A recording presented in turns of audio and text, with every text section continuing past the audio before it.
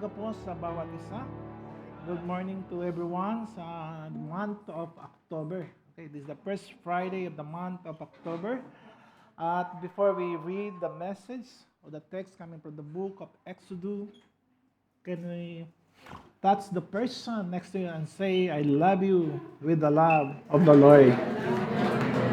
Amen. I love you with the love of the Lord. Amen. So we praise God. At siguro we notice na, Pastor, bakit pag patayo ka dyan ay lagi mong sinasabi, Pastor, na the person next to me, I say, I love you with the love of the Lord. Just to remind us that meron kang kapatid na nagmamahal sa iyo. Amen? Meron kang kapatid hindi lang sa lugar na ito. Meron kang kapatid, even nagkita kayo sa mall, kapatid mo siya.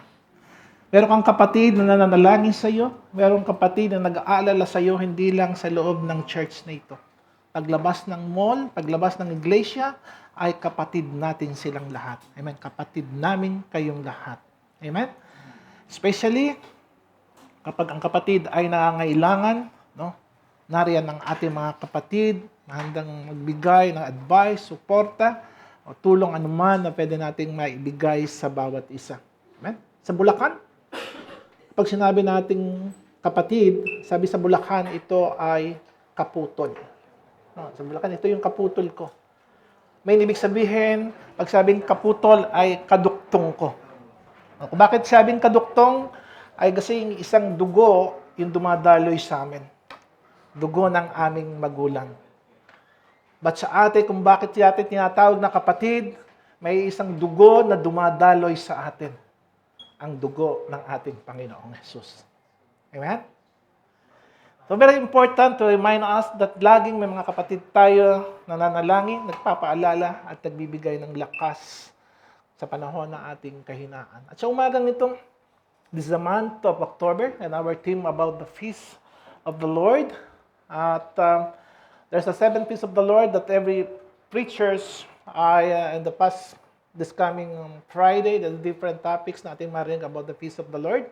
But this morning, just open our book in the books of Exodus.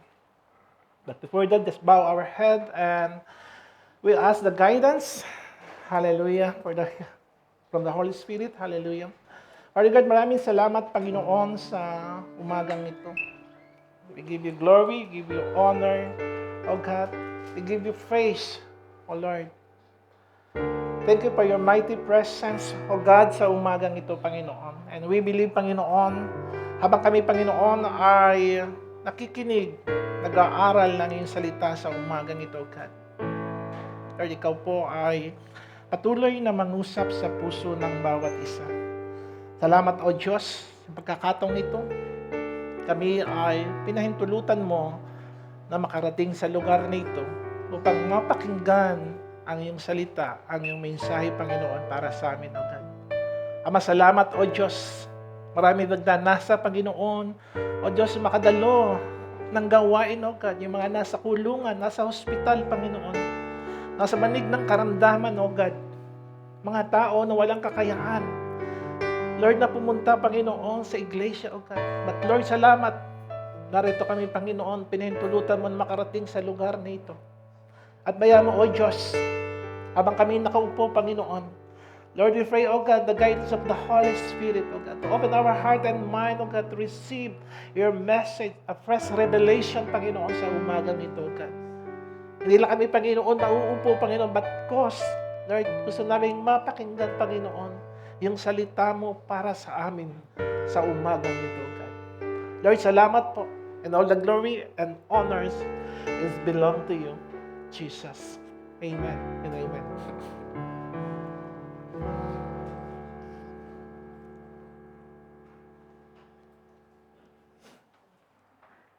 Nasino ka natin dito?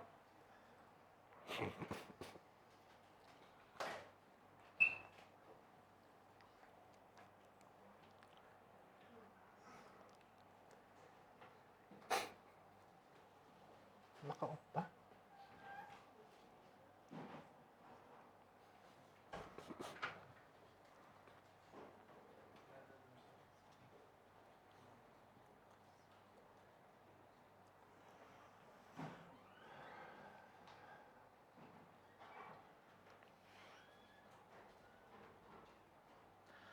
Okay, just open our book in Exodus chapter 12, verse 12 to 14. Okay?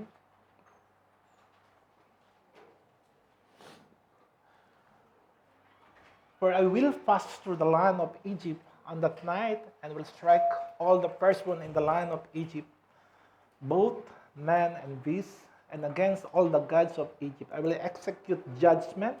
I am the Lord. Now the blood shall be a sign for you on the houses where you are. And when I see the blood, I will pass over you. And the plague shall not be on you to destroy you when I strike the land of Egypt. So this day shall be to you a memorial, and you shall keep it as a feast of the Lord, feast to the Lord, and throughout your generation. You shall keep it as a feast by an everlasting ordinance. Exodus chapter 12, verse 12, 14, a New King James Version. And we know that we are familiar about the feast of the Lord, and I give the title, the Feast of God's Passover. This is the first feast ng Lord. Actually, this is not a feast ng Israel, but the feast of God. I mean, Passover. No? Passover is the month of March and April. And what the meaning of Passover? There's a picture, the door, and the door frame, there's a blood in the doorpost or the door frame. Okay? Okay, the first Passover, the children of Israel are in Egypt and they are awaiting the 10th and the final plague, the plague of death that will inflict the Egyptian and pass over the Israelite. The firstborn in every household of Egypt will die. There will be not exemption in Egypt from the palace to dungeon. This is the first Passover. The children of Israel are in Egypt. So in the last moment na kung saan the Lord said, ito na yung in the last plague na the firstborn, even the animal or whatever, the firstborn, that household of Egypt will die. Walang dito, walang exemption dito. Lahat ay mamamatay, lahat ng firstborn. And the first Passover happened in the land of Egypt. And the Lord reminded in Exodus chapter 12, verse 14, so this day shall be to you a memorial, and you shall keep it as a feast to the Lord throughout your generation. You shall keep it as a feast by everlasting ordinance. You know, the feast of the Lord is very, malaki itong related sa atin. What happened right now, even how we celebrating the feast of the Lord in the New Testament. No?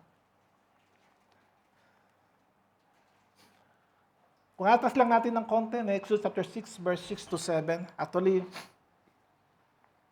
the whole chapter of Exodus chapter 12, ay doon natin kukunin yung ating mga topics and points. But in Exodus chapter 6, verse 6 to 7, there is a promise of redemption. The promise of redemption in Exodus chapter 6, verse 6 to 7, therefore, say to the children of Israel, I am the Lord. Sabi niya rito, number 1, is I will bring you out from under the burden of Egyptian. I will bring you out. This is the promise of the redemption in Exodus chapter 6, verse 6 to 7. Nandun na yung pangako ng Panginoon bago pa dumating sa Exodus chapter 12. And ano, I will rescue you. I will rescue you from the bondage, and I will redeem you with an outstretched arms with great judgment. And panapat sabi na, I will take you as my people, and I will be your God. This is the promise of redemption ng Lord sa bayan ng Israel. I will bring you out, I will rescue you, I will redeem you, I will take you as my people, and I will be your God. Ito yung pangako ng Panginoon. Pag pinag-uusapan natin yung pesta o feast, very related tayo. Kasi siguro lahat tayo dito ay namiesta na. Amen ba? Ha? Si hindi namiesta rito. Ha? Pag hindi ka namiesta, hindi ka Pilipino. Di ba? Lahat tayo ay namiesta. But pag sinasabi nating piyesta, ay unang pumapasok sa ating kagad ay ano? Chibugan, kainan. But iba yung piyesta, ay yung peace na nanggagaling sa Diyos. No? Kung bakit ito dapat nating i-celebrate, kung bakit natin ito sineselebrate ng Israel, ay the holy people, even during that time na sila nagkakalayo-layo, nagkahiwalay-hiwalay, and 1,000 years ago na sila nagkahiwalay-hiwalay, ay hindi nawawala yung ganitong ugali at selebrasyon sa kanila in the feast of the Lord. A very important, number one, about the feast of Passover. In the month of April, this is redemption, sacrifice, death of Messiah. They're pointing the New Testament. This is the promise of redemption. And this morning, I want to share the 7 important points coming from the book of Exodus chapter 12, verse 1, hanggang the end of Exodus. Number 1, Passover judgment of death and deliverance. Number 1, Passover is judgment of death and deliverance. Exodus chapter 12, verse 1 and 12. On that night, I will pass through the land of Egypt and strike down every firstborn son and firstborn male and animal in the land of Egypt. I will execute judgment against all the gods of Egypt, for I am the Lord. No? Sabi niya, darating yung darating yung plague in the land of Egypt. No? Nasaan yung Israel during that time? Nasa land of Egypt. No? Kasama ba sila rito sa plague na ito? Of course, kasama sila rito. But there's something na ginawa ang Diyos. Romans chapter 3, verse 23, for all have sinned and fall short of the glory of God. Lahat tayo nagkasala, lahat tayo nagkamali during that time. Even the Hudyo and Egypt, ay meron silang mga kasalanan. Sabi ng salita ng Diyos, on the night I will pass through the land of Egypt and strike down every firstborn son and firstborn male and animal in the land of Egypt. There was no difference between Jews or Egyptian. Pag dumating yung the last plague, the death of the firstborn, there was no difference here between Jews or Egyptian. Passover is a judgment of death and deliverance. Lahat tayo nagkasala. In the New Testament, they said, for all have sinned and fall short of the glory of. Lahat tayo nagkasala. Lahat tayo ay hahatulan. Lahat tayo ay karapat-dapat na nabigyan ng parusa. And during the time in the Old Testament, there was no difference between Jews and Egyptian. Number 2, Passover is substitution and sacrifice. Exodus chapter 12, verse 1 and 3. Number 2 is substitution and sacrifice. Now the Lord spoke to Moses and Aaron in the land of Egypt, saying, this month shall be your beginning of month. It shall be the first month of year to you. And said, verse 3, speak to all the congregation of Israel, saying, on the 10th of this month, every man shall take for himself a lamb according to the house of his father, a lamb for a household. 1 Corinthians 5, verse 7, get rid of the old yeast by removing the wicked person from among you, then you will be like a fresh batch of dough made without cheese, which is what you really are. Christ, our Passover lamb that had been sacrificed for us in the New Testament. Sabi rito, there's substitute and sacrifice.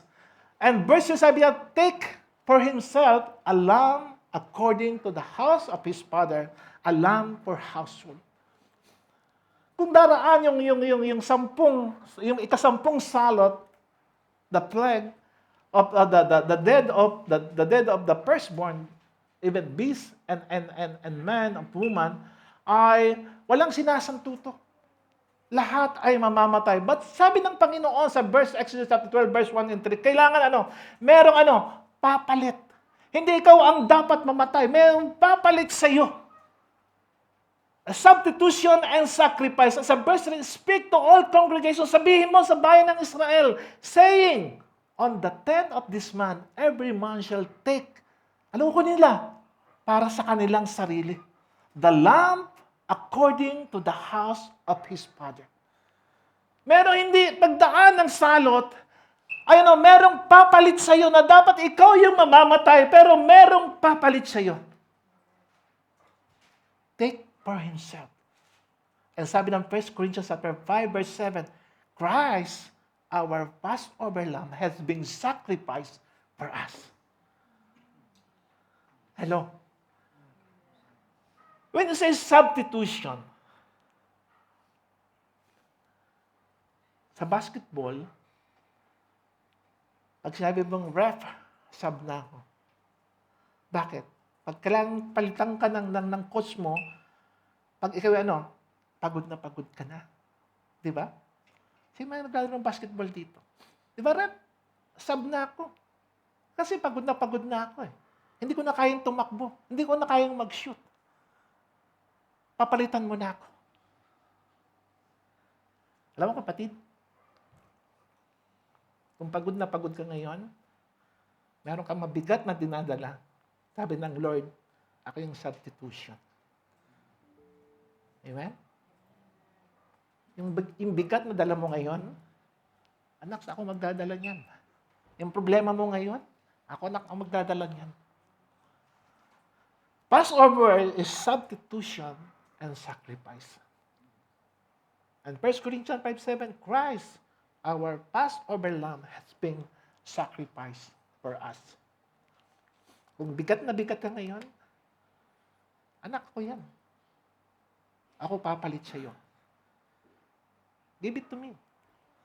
Sabi na Book of Matthew, lumapit kayo sa akin, kayo lahat na bibigatan, kayong pasanin, naguguluhan, at nakakasumpong kayo ng tunay na kapahingahan. Amen ba dan? Amen? Kaya natin palakpakan ng Panginoon.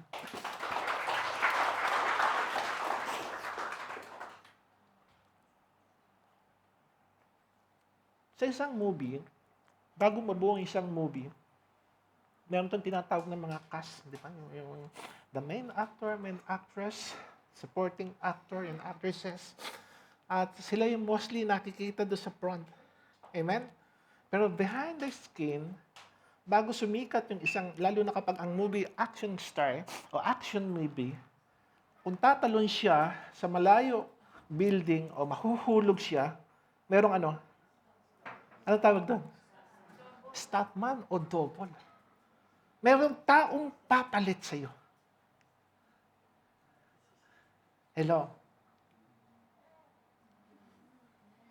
Hello?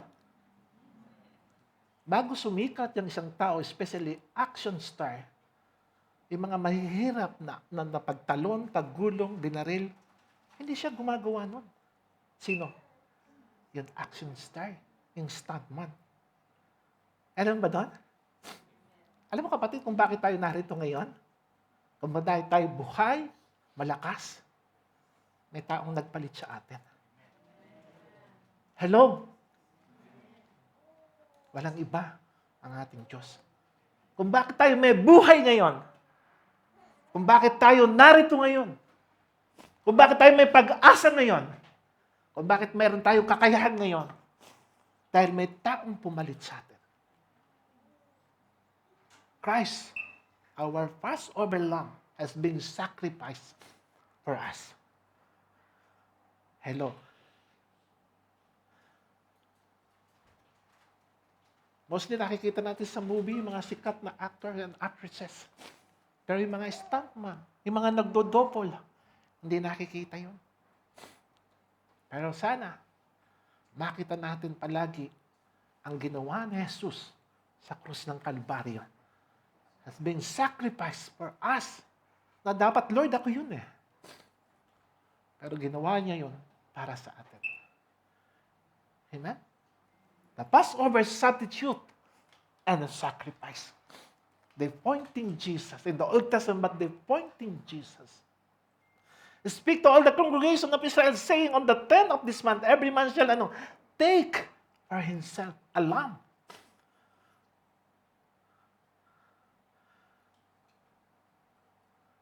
Hindi kayo. But during that time, yung lamb The spotless lamb. Walang dungis, walang sakit. Walang kapintasan. Yan ang papalit sa'yo. Number 3, Passover, faith and obedience. Exodus chapter 12, verse 5 to 7. Ano yung papalit sa'yo? The animal you choose must be a year-old made without defect. And you may take them from the sheep of the goat, may the sheep or the goat. Take care of them until the 14 days of the month.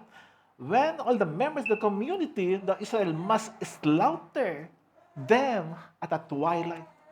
Then they are take some of the blood and put it in the side and the top of the doorframe of the houses where they eat the lamb. Ano ipapalit sa'yo? And Exodus chapter 12, verse 7, the animal you choose must be year-old, 100 taon, and male, without defect.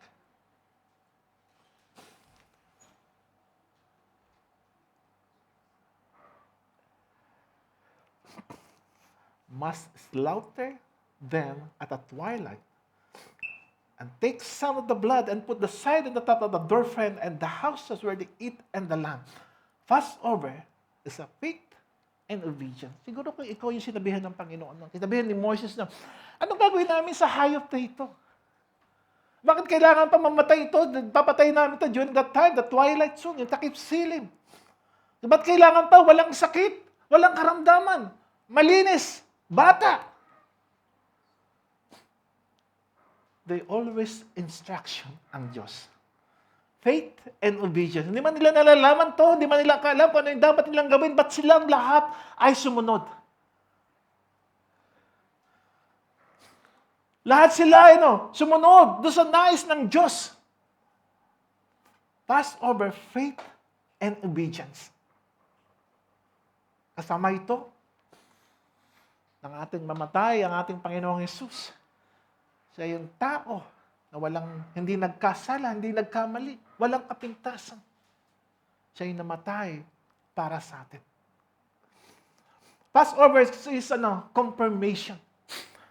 Passover is confirmation. Number 4, Passover is confirmation. Exodus chapter 12, verse 13.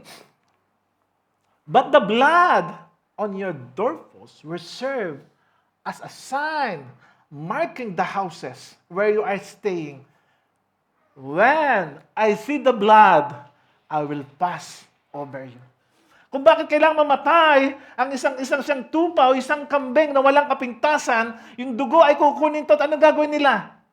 Marking in the house, in the door frame ng kanilang bahay. Because when I see the blood, I will pass over you. This plague of death not touch you when I strike the land of Egypt. Lalagpas lang yon. Ang salot na ito ay para sa lahat. Walang exception dito, even Egyptian and Jews. But sabi ng Panginoon, siya na rin ang gumawa ng paraan na hindi dapat kayo ang mamatay. May taong mamamatay para sa inyo. And during that time, yung isang malinis na hayop. Pero ngayon, ang Diyos na rin mo ang nagbigay. Ganun na lang ang pag-ibig ng Diyos sa tao. Kaya binigay niya kanyang bugtong na anak. Siya yung namatay para sa atin. Hello? But the blood on your doorposts will serve as a sign. What sign? A sign of faith. A sign of obedience. And a sign of sacrifice.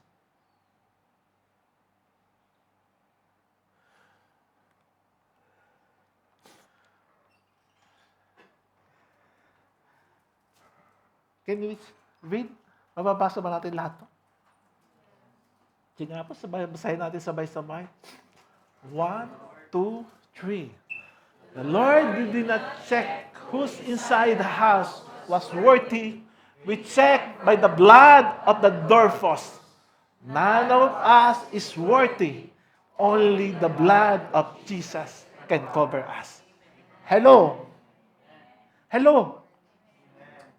Hindi tine-check ng Lord kung sino nasa loob ng tahanan. Makasalanan ka ba? Magnanakaw ka ba? Mangangalunya ka ba? Sinungaling ka ba? Chismosa ka ba? But the Lord did not check who's inside the house. What's worthy He checked for the blood on the doorpost. Ang hinahanap niya, yung dugo na nakapahid sa doorpost. And I remember, when I was in Saudi Arabia, dumating yung time bago ko tawagin ng Panginoon. Dumating yung time na nagkaroon ako ng maraming masamang panaginip. No? At yung panaginip na yon ay hinahabol ako ng kamatayan, may dalang karet. At tinataas ako sa mataas na bangin, hinuhulog ako. At dumating yung time, takot na ako matulog nun. Kasi every time na ako'y matutulog, nagkakaroon ako ng maraming masamang panaginip. And then during that time, namit ko yung pastor namin doon sa Saudi, nagkaroon ng Bible study. And I share ko yung experience kong ganyan. Sabi niya, alam mo kapatid, bago ka matulog, just use the blood of Jesus. Cover sa pagtulog mo. Panginoon, sa aking pagtulog na ito, balutin mo ako, Panginoon, ng iyong banal na dugo. Sa pagtulog ng Panginoon, Lord, yung masamang panaginip, mawawala ito dahil ako ay sinelyohan mo ng iyong banal na dugo. Amen? And until now, the blood of Jesus ay buhay. Hello?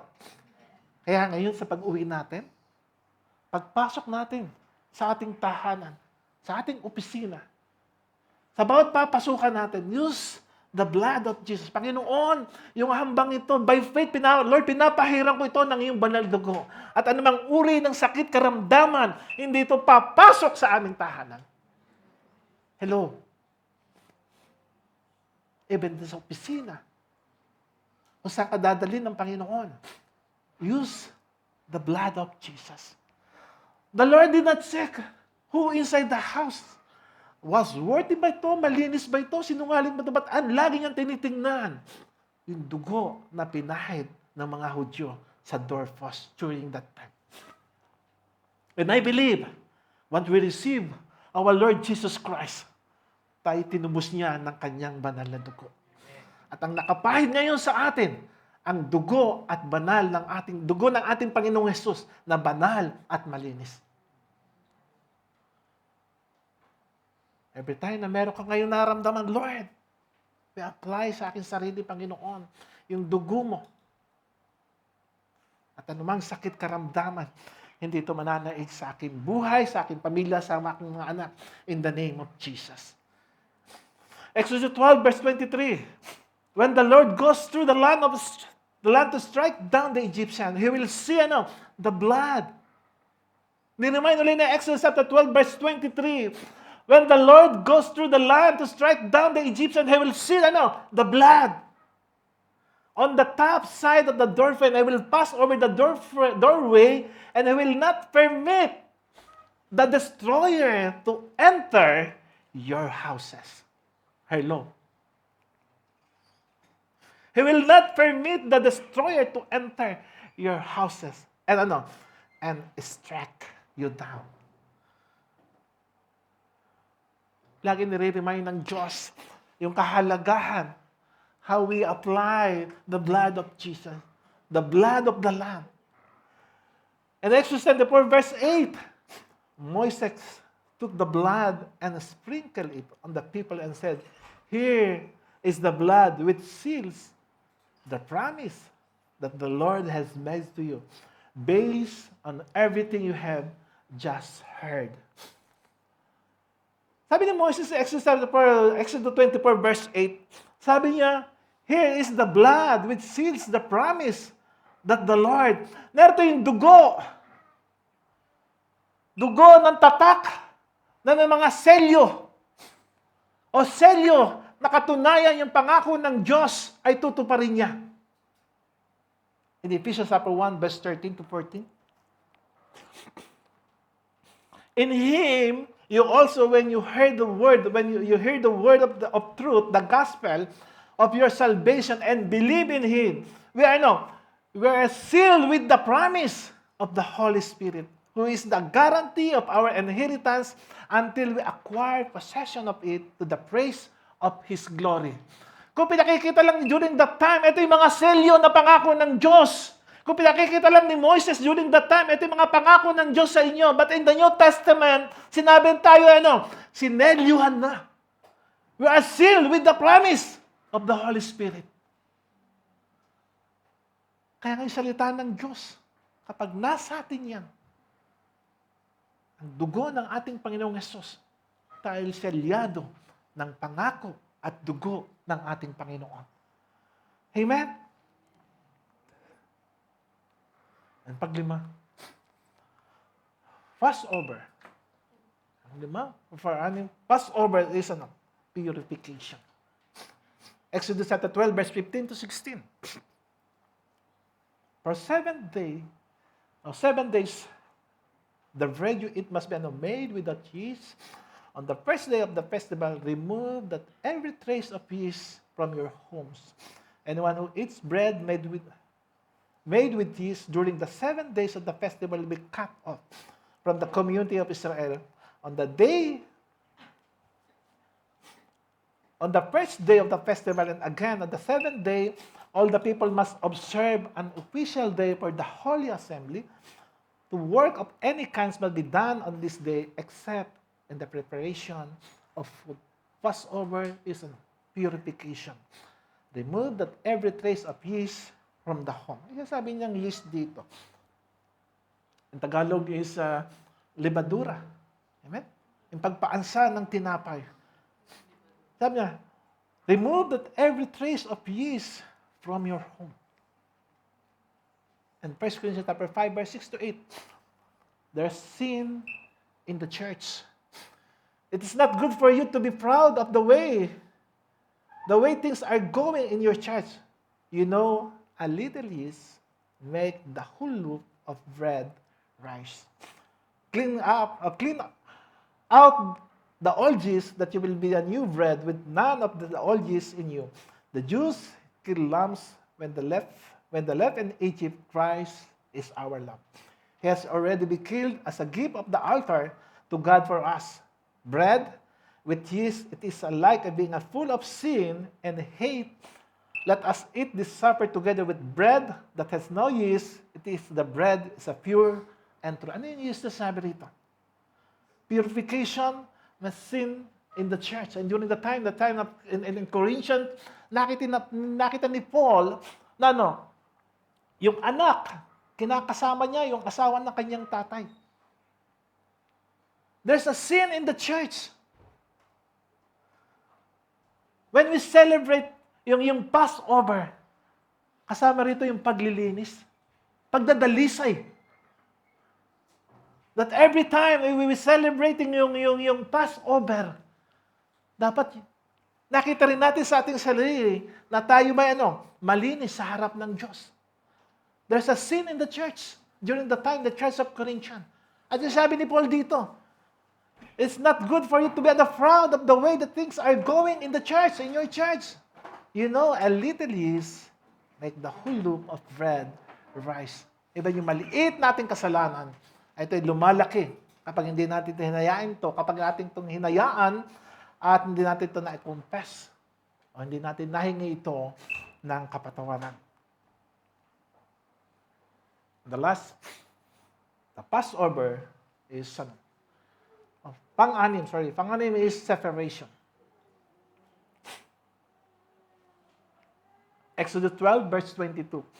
And you shall take a bunch of hyssop, dip it in the blood that is the basin, and strike the lintel and the 2 doorposts with the blood that is the basin, and none of you shall go out of the door in this house until morning.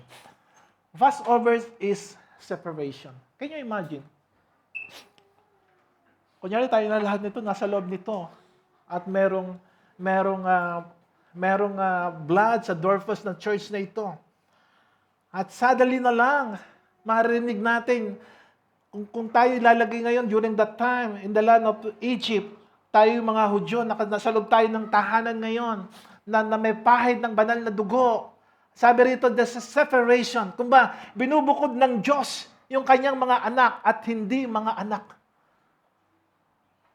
Pagdating ng Panginoon, the second coming of the Lord, ibubukod niya yung mga tupa at mga kambing. Amen? Ibubukod niya yung talagang tao na tapat na naglingkod sa Kanya. O yung mga naglilingkod, lingkuran lang. Passover separation. Pagbubukod. Pagpapatunay na ikaw ay pinili ng Diyos. At sa pagitan niyan ay merong dugo. Dugo ng ating Panginoong Jesus. Exodus chapter 12, verse 31 to 32. Then he called for Moses and Aaron by night and said, Rise, go out from among my people, both you, the children of Israel, and go serve the Lord as you had said. Also take your flax and your herbs, and as you have said, and be gone and bless me also. Ito yung sabi ng Pharaoh kay Moses and Aaron. Malis na kayo. Maglingkod na kayo sa inyong Diyos. Mag-over na kayo sa inyong Diyos. Umalis na kayo sa lugar na ito. There's a separation. Iwanan mo na yung lugar na ito.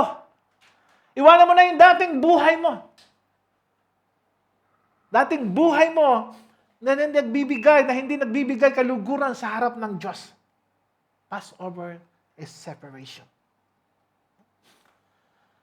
Siguro maririnig na lang natin during the time kung tayo lalagay ngayon sa lugar ng Ehipto at dumaan yung plague na ito. The death. Marinig na lang siguro natin yung malakas na sigawan sa labas. Hiyawan. But we are here na binalutan ng dugo ng ating Panginoong Jesus. Exodus 11, verse 6 to 7. Siyabi rito, no? There will be a loud crying in all the land of Egypt, more than has ever been heard before. I will ever be heard again. Now even a dog will make a sound against those of Israel, man or animal. So you may know that the Lord divides Egypt from Israel. Piniwag na rito, na Exodus chapter 11, verse 6 to 7. There will be a loud crying in all the land of Egypt. 1 Corinthians 6, 17 to 18. Therefore, come out from among them and be separate. Therefore, come out from among them and be separate. Says the Lord, do not touch what is unclean, and I will receive you. I will be a father to you, and you shall be my sons and daughters, says the Lord Almighty. It's very important. When we're celebrating the Passover, ay makita ng Lord na talaga itinalaga para sa Kanya. There is separation. Come out from among them and be separate. And the last, Passover, a new life to honor the Lord. Passover, a new life to honor the Lord. Exodus chapter 12, verse 40.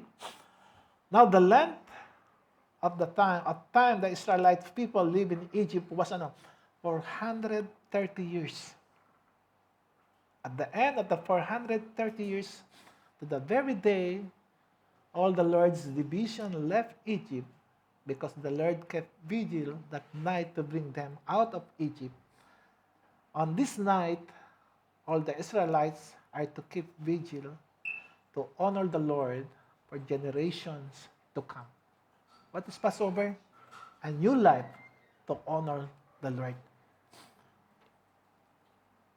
Kung tayo binigyan ng Diyos ng pagkakataong mabuhay, kung tayo binigyan ng Diyos pagkakataong tanggapin siya bilang Diyos at siya rin nakapagligtas, huwag mo sayangin yung pagkakataong yun. Huwag mo sayangin yung buhay na binigay ng Diyos sa atin. Sabi ng Exodus chapter 12, verse 40, honor the Lord for generation to come. Yung bagong buhay na pinagkaloob ng Diyos sa atin, ang purpose nito ay bigyang karangalan ang Diyos. Amen? In the New Testament, Jesus Christ, our Passover Lamb. 1 Corinthians chapter 5, verse 7, get rid of the old yeast by removing the wicked person from among you. Then you will be like a fresh batch of dough and make without yeast, which is what you really are. Christ, our Passover Lamb, has been sacrificed for us. So let us celebrate the festival not with the old bread or wickedness and evil, but with the new bread and sincerity and truth. And New Testament, Jesus Christ, our Passover Lamb. Jesus Christ, our cup of redemption. Matthew 26, verse 27 to 28. He took the cup and gave thanks and gave it to them, saying, "Drink ye all of it, for this is my blood of the New Testament, which is shed for many for the remission of sin." You know, that every Friday, that every first Friday natin sineselebrate is very related ito sa message. Kung bakit meron tayong breaking of bread, communion, because we celebrate yung ginawa ng Diyos para sa atin. Jesus Christ, our cup, of redemption. Kung noon, hayop, ang malinis na hayop during that time in the book of Exodus, na malinis, pero ngayon, si Jesus, yung inalay para sa atin. This cup of redemption was symbolic of redemption that He will provide in a few hours by the shedding of His blood, the long-awaited, the promise, the new covenant will be instituted with the sacrifice, death of Christ, the Passover Lamb. Jesus Christ, our cup of redemption. And in conclusion, the Feast of God of Passover, number 1, the judgment of death, substitution and sacrifice, faith and obedience.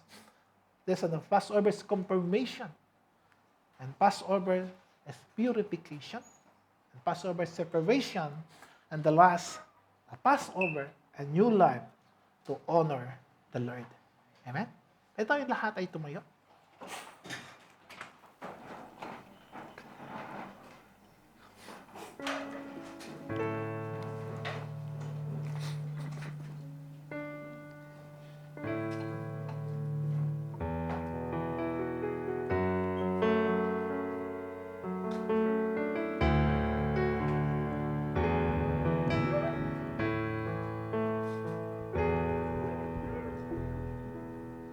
It's your blood Yes, oh Jesus. that cleanses me.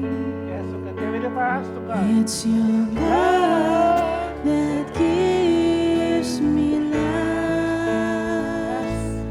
It's your blood that took my place in a redeeming sacrifice and washes me whiter than the snow, than the snow. My Jesus, God's precious sacrifice.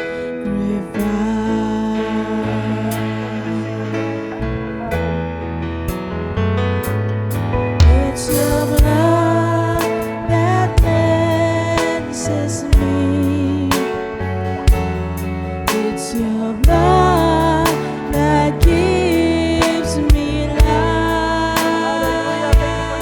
It's your blood that took my place in redeeming sacrifice and washes me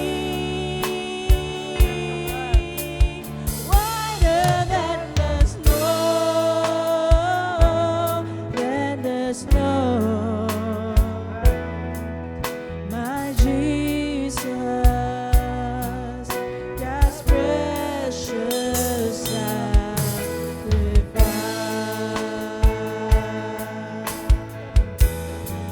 Sing.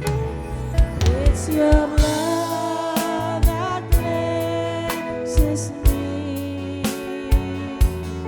It's your blood that gives me life.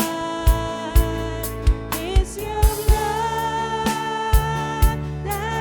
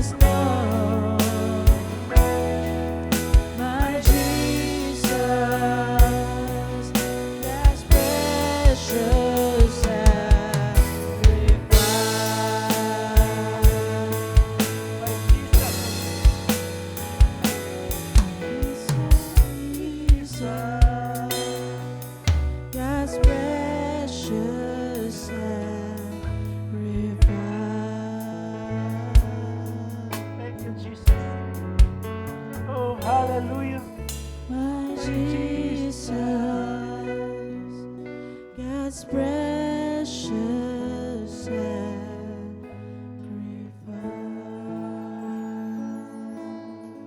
Thank you, Lord. Oh, hallelujah. Thank you for your blood, Jesus.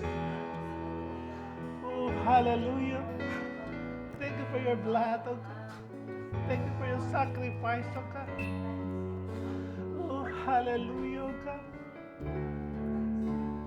Mula sa araw na ito, Panginoon, o Diyos, ina-apply namin, Panginoon, sa aming buhay, sa aming tahanan, sa aming pamilya, Panginoon, ang iyong banal na dugo, O God. And I remember what you have done, O Diyos. Lord, in the land of Egypt, O God,